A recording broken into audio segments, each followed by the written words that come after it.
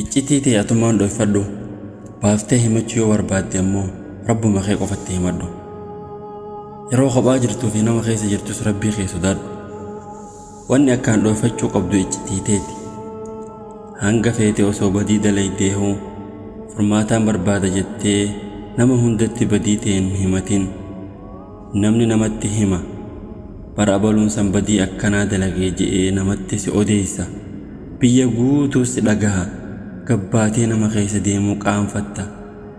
Badii ta'e kan siif araaramu kan namatti sin odeessine kan osoo badii dalayduu si sattaru rabbii kee qofa rabbuma qofatti himadhu. Iccitii ta'e jabeeffadhu boontee jiraatta. Iccitii riyyaa keetii eegi. Iccitii namni sitti himate hunda jabeessi. Namni si amanee sitti himata atis amanamaa ta'i.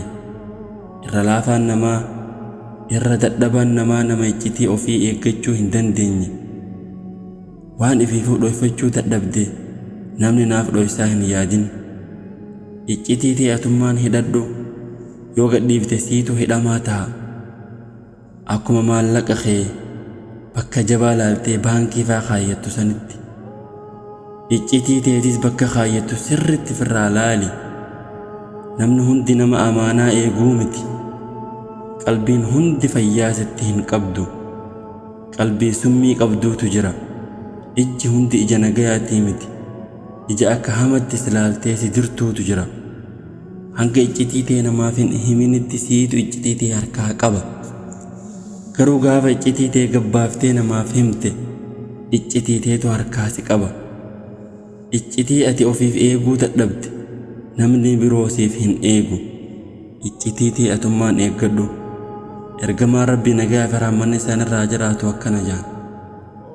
Dhimma keessan tokko ofiin baachuu yoo feetan iccitii dhimma saniitiin gargaarsifadhaa jaan. Nabi Yusuf gaafa abjuu arge abbaa isaatti himnaan abbaan isaa akkana jeen.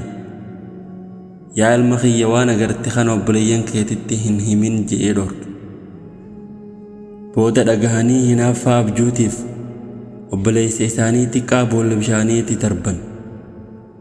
Namni manaamaan sitti hinaafaa bulu gaafa ati hojii gaarii bultii bareedduu barnootaan cimaa qabeenyaan guddatte akkamitti sitti hinaafuu dhiisa.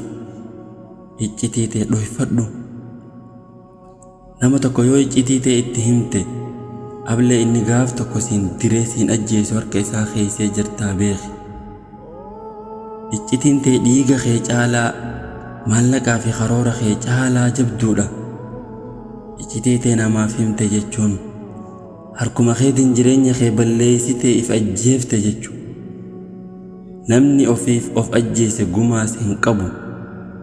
Namaan jaaladhu jettee iccitii ta'e ittiin himin. Namni ati jaalattu sanis nama jaalatu qaba. Namaan amanu jettee iccitii ta'e ittiin himin. Namni ati amantu sanis nama amanu qaba. Iccitii ta'e atummaan hidhadhu, atummaan dhoyfadhu, atummaan jabeeffadhu. Hiriyoonni kee 100 ol ta'uu danda'an. Garuu iccitii ta'e dhoysee kan siif eegu 100 san keessaa tokko qofa ta'uu mala. Nama hundatti iccitii ta'e hin himatin. Iccitii ta'e atummaan jabeeffadhu, atummaan dhoyfadhu.